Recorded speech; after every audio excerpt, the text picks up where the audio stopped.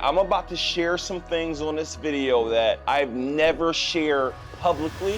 What my uncle started to do, he turned my grandmama's house into a crack house. But what we didn't realize was, y'all, in that room, it had all of my information. So one day I get an alert from a bank, like, yo, you're spending all of this money. I'm like, I'm not spending any money. Call my sister, what's going on with mom? They like, no, she really not feeling well. She's not herself. I'm like, how about you take her to the hospital? She like, no, she don't want to go. When I got there, you got to think about your hero, your mother, this person that you love so much. Sitting there, couldn't see, she couldn't walk, she couldn't talk. And I really want you to understand, like, in that moment, I'm crying like a baby. Man, it was tough. It was one of those things where I'm like, man, I don't believe what's happening right now. You literally do not know when your last day is. You don't know when things are going to happen. Like, there's so many people waiting for the perfect opportunity, the perfect time to start that business, to go back to college, to pursue your hobby, to pursue your dreams. It has to work or it has to work. Hey, if you're looking at this video right now, I want to first say I'm about to share some things on this video that I've never shared publicly. And I think it's important that I do that, right? Another thing I want to talk about in this video, so please watch until the very end. It's going to be some things that you like, wow, I have no clue that you went through them things. And I'm gonna be all the way honest. Normally I wouldn't share any of these things, but there's somebody looking at me that thinks I have it all figured out, and I don't, right? So I want you to know that. Second thing, if you're looking at this video, this is released on my birthday.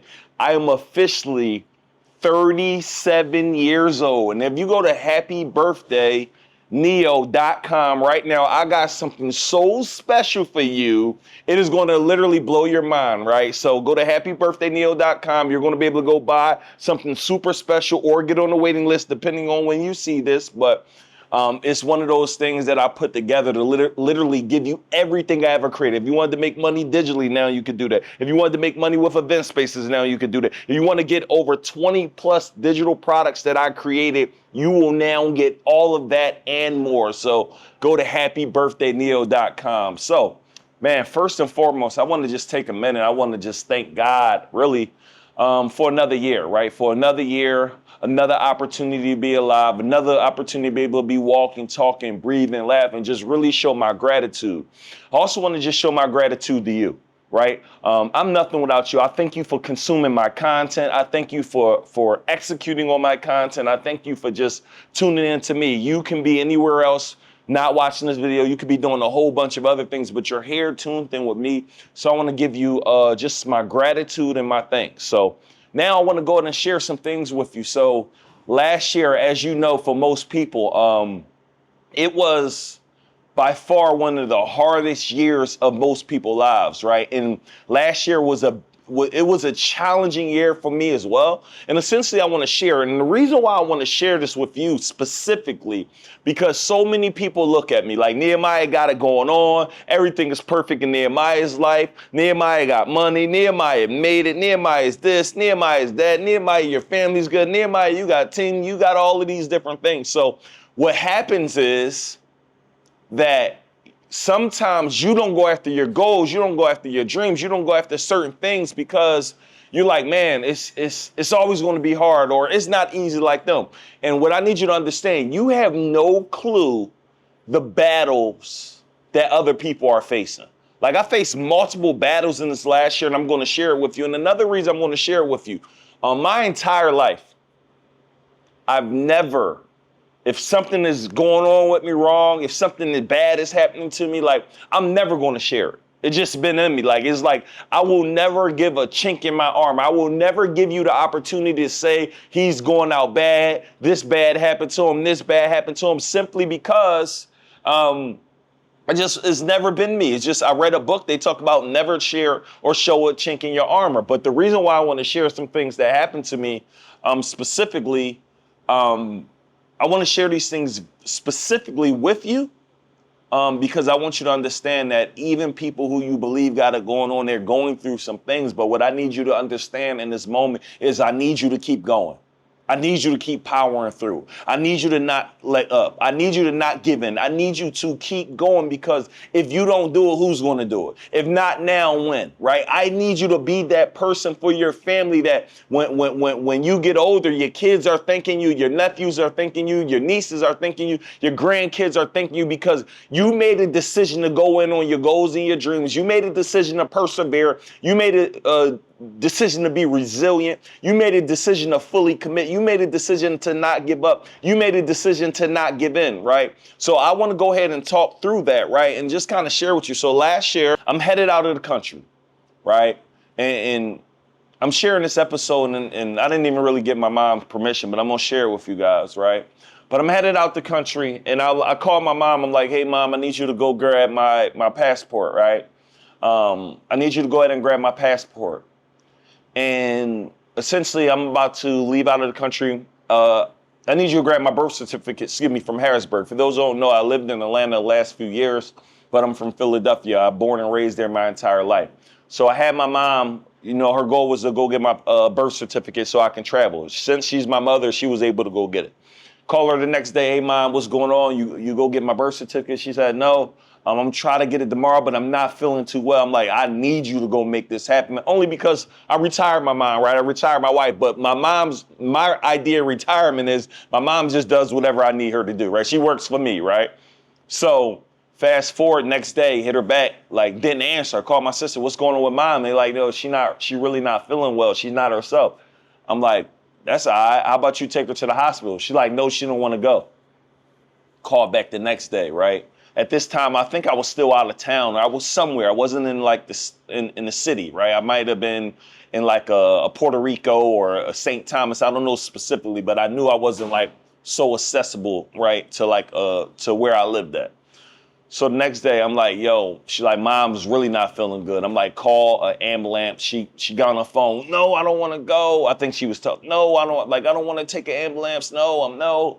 So we ended up forcing her to get in the ambulance. We took her to a hospital. My sister took her to the hospital, right? I don't know if both of my sisters was there or one of them, but took her to the hospital. When she got to the hospital at this moment, like she was really out of it, right? I'm talking about, and for those who are here, you're watching, one of the ways I retired my mom was I got her own vitamin and herb store about 12, 13 years ago, I want to say. And I'm talking about, she's an herbologist. She's big into health. Like, she's a person always healing people, always telling people what to do, what to take, what to do, what not to do. So that's her. So it's very abnormal to really see her sick. It's very abnormal to really see her down, right? So while we're there, she's not doing well. And I'm so happy you got her here. If we waited another day, things might have been different. And I'm like, in my mind, when they're telling me this, I'm like, how? Like, what's going on with my mom? So luckily, my wife ends up flying to Philly. My wife's so caring. My wife's always going to just get there. So my wife ends up rushing to go to Philly. By the time my wife get there, she like, babe, you really need to come here. I'm like, wait, you sure? So the very next day I came there, right?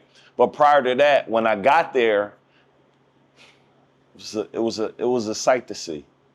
You got to think about your hero, your mother, this person that you love so much, sitting there, couldn't see, she couldn't walk, she couldn't talk.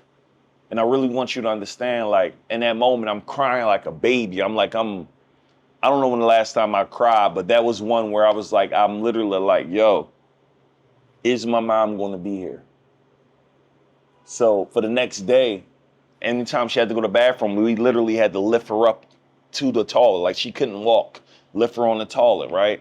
Had to wipe her, right? Like, that's something that most people won't have to experience. And I'm like, man, it was tough. It was one of those things where I'm like, man, I don't believe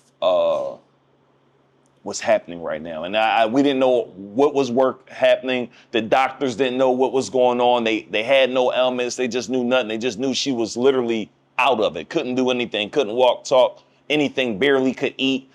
Looking frail to me. So it was a challenge. So as we stayed there for the next 5-6 days, all we could think about was what were we going to do? And again, I'm so grateful that I betted on myself earlier in my career. I'm so grateful that I was willing to do the hard things earlier in my career so life could become easy later. And when I say that, the idea was in that moment, I didn't care what I needed to do. Do we need a nurse 24 hours around the clock? What are we going to do to get my mom back and help? So we start calling around because we had to get her to Atlanta. How we going to get her to Atlanta? Was it a private jet?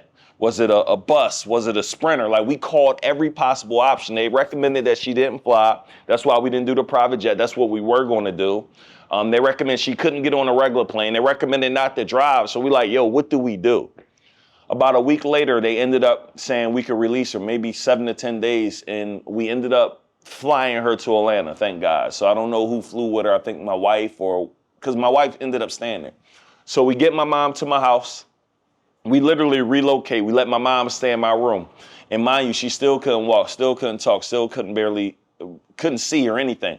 She literally stayed in that room probably for the next 3 months. And we just nursing her back to health. Like, I'm talking about nursing her back, like giving her whatever she needed, the best of the meals. We had a chef there, like everything. Like, my wife is stay-at-home wife, excuse me. So, she was able to take care of her, our nanny helped, our house manager. It was just a whole bunch of people helped my sisters, right? And all I could think about in those months was like, man, is my mom going to ever get back to where she was at? Is she ever going to become, what she used to be? And it wasn't looking too bright. It wasn't looking too bright at all. We didn't know what we were going to do. And fast forward 4 months later, she finally almost got back to where she was at. Like, she got back, and it was just such a daunting task where we like, yo, we don't know if she's going to get back.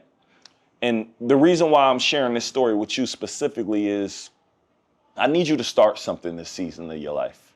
I don't know what that thing is. I don't know if it's starting a business, getting a promotion, getting a college degree. I don't know if it's going back to school. I don't know if it's pursuing your passion. I'm not sure what it is, but I need you to start. Hey, yo, you looking at this video, this is your reminder, right? Go to happybirthdayneo.com, get on the waiting list, y'all. Your boy's turning 37 years old, and I want you to have the opportunity, come party with me. I'm flying somebody who's looking at this video out to Atlanta to come hang with me and hundreds of entrepreneurs going crazy. But if you're looking at this, you're like, bro, I've been wanting to learn the digital business.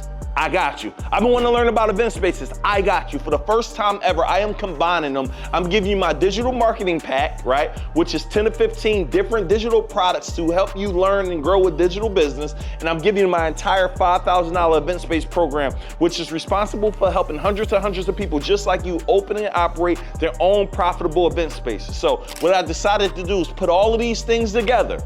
And at 9 p.m., April 16th, 37 minutes, you're gonna be able to get all of those things for $370. And you're gonna be entered to win cash, you're gonna be entered to win the fly out package and all of that and more. So if you're looking at this, go to happybirthdayneo.com, get on the wait list. Or if you're looking on Instagram, comment the number 37 right now and we're gonna send you a link. Let's go. And the reason why I need you to start and the reason why I need you to commit is you literally do not know when your last day is. You don't know when things are going to happen. Like, my mom's so healthy, so strong, in a matter of a moment, like she was out of it in a matter of a moment. What happens if that happens to you? What happens to your family? And luckily for me, thank God, like, when my mom went down, I still paid all her bills. I pay all her bills, but nothing missed. Her car is paid, where she lives is paid, all of her bills is paid. All of those things were being paid because I made a decision to commit and I made a decision to go all in. So I'm sharing this with you because I need you to make a decision in this season. Like, poverty ends with me, wealth begins with me. In this season, I'm going to fully commit. I'm not going to keep waiting for the perfect opportunity. I'm not going to keep waiting for the perfect time. There's so many people waiting for the perfect opportunity, the perfect time to start that business, to go back to college, to pursue your hobby, to pursue your dreams. One of the things my brother Inky Johnson talks about is he talks about emptying the bucket every single day. And what emptying the bucket means is wake up every single day, give your day everything that you got. I also heard Inky say, you are naive to believe you're going to make it home at night. You are naive when you leave out, kiss your mom, kiss your wife, kiss your kids. I see you later. How do you know? You don't know. So what am I telling you? I need you to start maximizing, start doing everything you could do, right? So that was one of the things that happened to me last year that was like, ooh. And I know people have had parents that passed, children that my dad been in jail since I was 2 for murder. He died there, but I didn't know him, so it didn't really matter to me. The last passing was my grandmama, and that really hurt me because that was the love of my life, but that was about 5 to 7 years ago, right? But I've never had so close to death like a mother. And I'm sure some people are watching this, you may have lost a mom or a father, and I give you my condolences, but I understand how tough that could be from just the snippet of me feeling like, yo, my mom may not be here, right? So while all that is happening, I want to go a little deeper, right? For those who don't know, my mom lives in Philadelphia, right? My grandmama passed away. My grandma took care of my uncle, right? My uncle, which is her son, they lived together, right? And for those who don't know, I grew up West Philly, born and raised, right? 52nd and Wyalusing. And in the particular house in 52nd and Wyalusing, it's my same exact room. I got my house with my room in there. I got my desk. I had my little single bed. Like I still got pictures up on the wall and all of those things, right? And what happened was my uncle has been on crack for about 20 years. He's been clean, maybe, I don't know how long he's been clean, maybe 15 years, but he spent a huge amount of his life on crack cocaine, and someone also slipped a Mickey into his drink. So he's always been off for years. Like he's not off, but he's a little off, I would say, when I say from the drugs, the excessive drugs, the being slipped the Mickey, right? So he's on medicine and all type of things to keep him, mentally sane. So when my grandmama died, no one was there to take care of him other than my mom. So my mom would go there to check on him because it's around the corner from our vitamin store. My mom would go check on him every day. She'd call him every day, checking in on him, seeing how things going, what's going on, Marty, this, and that. And my uncle's on like a fixed income. He get, I think, a Social Security or welfare every single month, like maybe $1,000 or something, and whatever the number is. And he blows it every month from gambling, from the lottery to all. So you got to really monitor him. Like you got to take his money. My mom got to pay the bills. Like you got to do it. If not, it's not going to happen, right? So, mind you, my mom was down for 3 to 4 months, right? No one knows this. My mom was down 3 to 4 months. While my mom being down 3 to 4 months, what my uncle started to do was he turned my grandmama's house into a crack house, which is crazy. So he would allow crackheads to come inside of the house and shoot up dope, shoot up whatever, fentanyl, whatever it is. Like he was letting them, and then I believe he started partnering with somebody where they would let crackheads pay too. Like my uncle he's willing to do anything for money. And mind you, he still wasn't using from my understanding, but he allowed somebody to come in and use the house as a crack house. They came in there, they ruined my grandma's room. But what we didn't realize was, y'all, in that room, my bedroom, I still had all my paperwork. So I had old bills. I probably had things with my Social Security on there. Like it had all of my information. So one day I get an alert from a bank, Key Bank, that, yo, you're spending all of this money. I'm like, I'm not spending any money. And I'll come back to this bank in particular, but I'm not spending any money, right? But then I get an alert from a credit card. They got into my Chaser card, start burning through all of this money, maybe tens of thousands of dollars. They got into another card, burning through that, got through another. And they were so good. These scammers were I got scammed. They were so good that they turned my phone up, like the 2-factor authentication went to them. Their address, they changed their address on my credit report. Like they start acting as if it was me, and they ran up tens of thousands of dollars on credit. No, all of the credit card companies, Chase, the Amexes, those type of cards, they went and resolved the problem. With Key Bank specifically, they did about maybe 30 to 50,000. I don't got the exact number of usage. Like they was burning through the Key Bank lines of credits that I had. And mind you, Key Bank is a bank that I've been with for years, and I've literally referred probably to them millions and millions of dollars in we sent people there to go get lines of credit. So they probably gave out millions and millions of dollars in lines of credits, credit cards, all of this, because that was a bank that we were representing, or like they had a good product at the time. So we're sending that to people.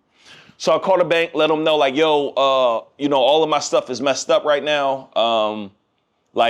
We just got scammed. All of these bad things are happening. And they said, cool, we'll put a hold on everything. Great. So like Chase and like the other ones, I assume that I'm now good. I assume like, we great now. Like we could fix this up. We put a lock on the credit report. We did all of these different things. We tried to catch it. Next day, about a month later, I get a 30-day late on my credit report. Credit went from 760, 770 to probably under 700. Boom.